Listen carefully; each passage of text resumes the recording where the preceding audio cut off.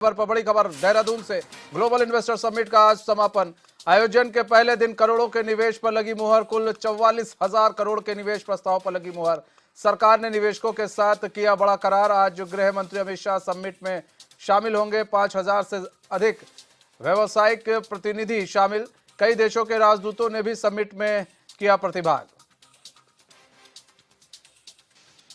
तो बड़ी खबर आपको बता रहे इस वक्त की देहरादून से आ रही है। आपको बता दें आज इन्वेस्टर समिट का, ग्लोबल इन्वेस्टर समिट का आज आखिरी दिन है, समापन का दिन है। आयोजन के पहले दिन करोड़ों के निवेश पर मुहर लगी है। कुल 44,000 करोड़ निवेश पर के प्रस्ताव पर मुहर लगी है। सरकार ने निवेशकों के साथ बड़ा करार किया है और आखिरी दिन आज गृह मंत्री अमित शाह जो है पहुंचेंगे ग्लोबल इन्वेस्टर समिट में। 5,000 से अधिक व्यावसायिक प्रतिनिधि शामिल। कई देशों के राजदूतों ने भी समिट में प्रतिभाग किया।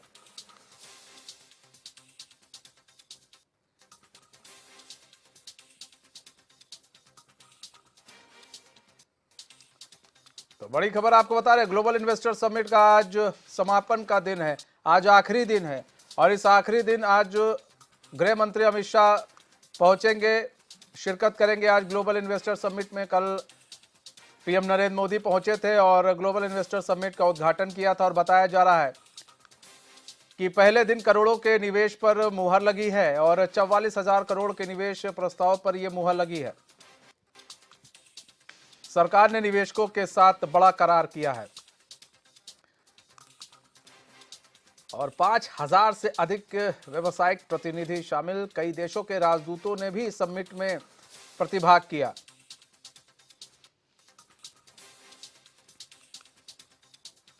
तो आज दूसरा दिन ग्लोबल इन्वेस्टर समिट का और काफी महत्वपूर्ण दिन आज का माना जा रहा है।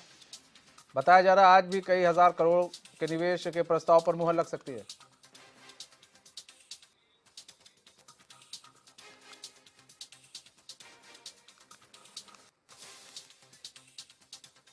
तो रोहित विक्रम सिंह हमारे साथ जुड़ चुके हैं, हमारे ब्यूरो चीफ, पूरी जानकारी के साथ। रोहित, ग्लोबल इन्वेस्टर समिट का आज दूसरा दिन है, ऐसे में गृह मंत्री भी आने वाले हैं और क्या कुछ गृह मंत्री को लेकर तैयारी है और क्या आशंका है आज कितना जो है निवेशकों के साथ कितने प्रस्ताव पर मुहर लग सकती है?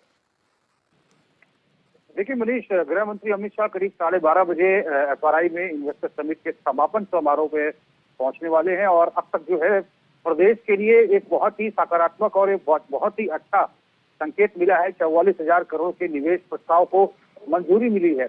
और मनीष, बीते रोज की अगर हम बात करें तो तमाम जो उद्योगपति आए थे, अलग अलग विदेशी जो विदेशों के जो राजदूत है वो पहुंचे हुए थे। सभी की जो टूरिज्म में इन्वेस्ट करना चाहता है, जो शिक्षा के क्षेत्र में इन्वेस्ट करना चाहता है, जो होटल में इन्वेस्ट करना चाहता है, जो अन्य क्षेत्रों में इन्वेस्ट करना चाहता है, जो ऑटोमोबाइल्स में इन्वेस्ट करना चाहता है, वो अलग अलग विभाग के सेक्रेटरीज के साथ बैठक उन्होंने की है। और उसके साथ ही निश्चित तौर पर ये बैठक कई मायने में महत्वपूर्ण है क्योंकि 4 सेशंस इस बैठक के थे और सभी ने इच्छा जताई है कि वो कहाँ कहाँ निवेश करने के इच्छुक हैं। तो अनुकूल परिस्थितियां प्रदेश के लिए है और हाउस ऑफ हिमालयाज का भी कल प्रधानमंत्री नरेंद्र मोदी ने उद्घाटन किया है। उत्तराखंड के जितने ब्रांड्स हैं उनको हाउस ऑफ हिमालयाज के नाम से जाना जाएगा। ये भी एक अच्छे संकेत है। प्रधानमंत्री नरेंद्र मोदी ने कहा है कि जिस तरह से हम मेक इन इंडिया की बात करते हैं उसी तरह से वेडिंग इन इंडिया की अगर बात की जाए तो अच्छा होगा, क्योंकि ईश्वरीय आशीर्वाद से ही शादी और विवाह समारोह होते हैं। ऐसे में उत्तराखंड जैसे देवतुल्य राज्य में आना कहीं ना कहीं सौभाग्य की बात है। तो कुल मिलाकर प्रधानमंत्री नरेंद्र मोदी पूरी तरह से उत्तराखंड की ब्रांडिंग करके बीते रोज गए हैं। और प्रधानमंत्री नरेंद्र मोदी की अगर हम बात करें तो इससे पहले भी केदार धाम हो, बद्रीनाथ धाम हो, पार्वती कुंड हो, आदि कैलाश हो, इन तमाम जगहों पर जब प्रधानमंत्री गए उसके बाद से लोगों की क्यूरियोसिटी बढ़ने लगी।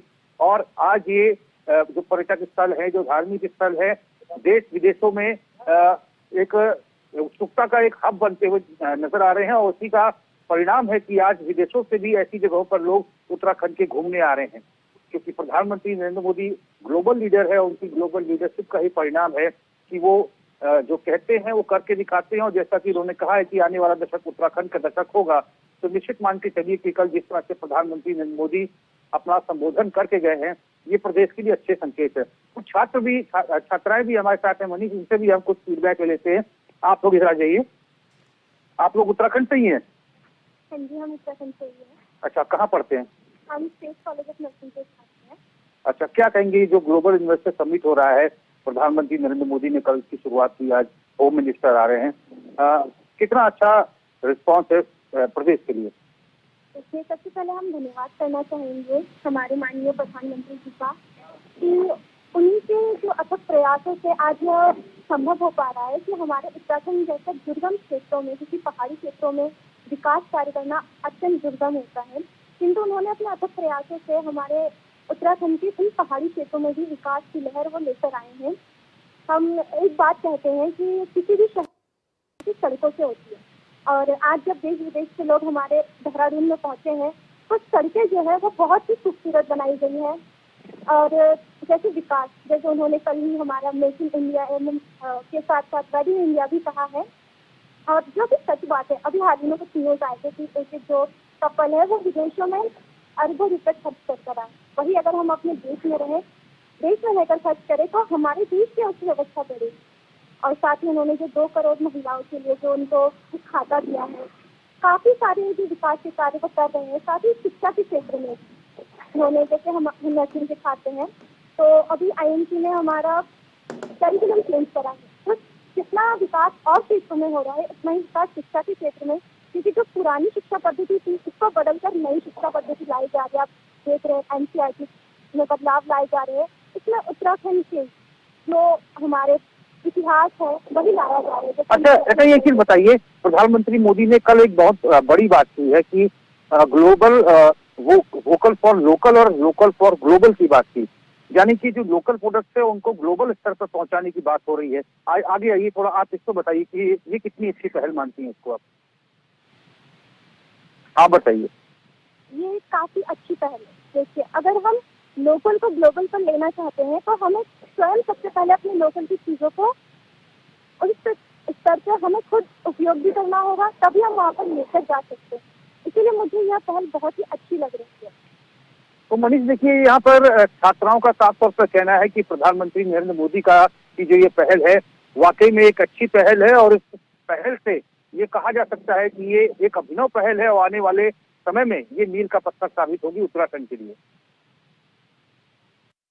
और सबसे बड़ी चीज ये है कि इन्हें विश्वास है। अच्छा, एक चीज और भी है, जो ये ग्लोबल इन्वेस्टर समिट हो रहा है, इनसे जरा पूछिएगा, छात्राएं आपके साथ हैं।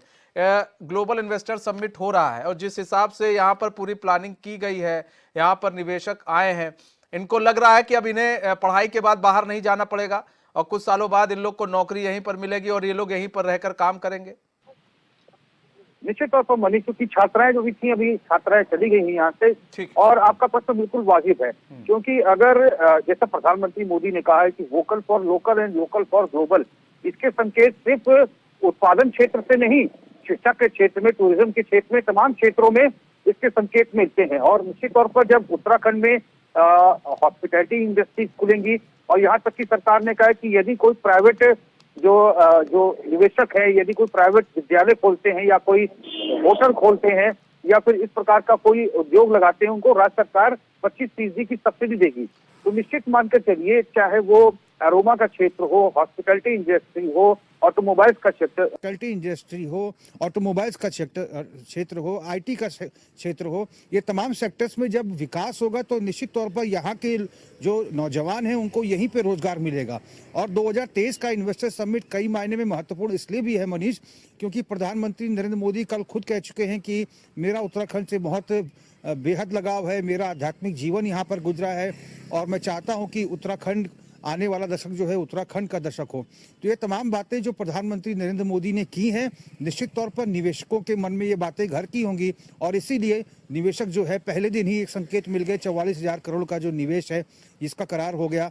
आज जब गृह मंत्री पहुंचेंगे तो ठीक है रोहित, बहुत बहुत धन्यवाद हमारे साथ जुड़ने के लिए और तमाम जानकारी।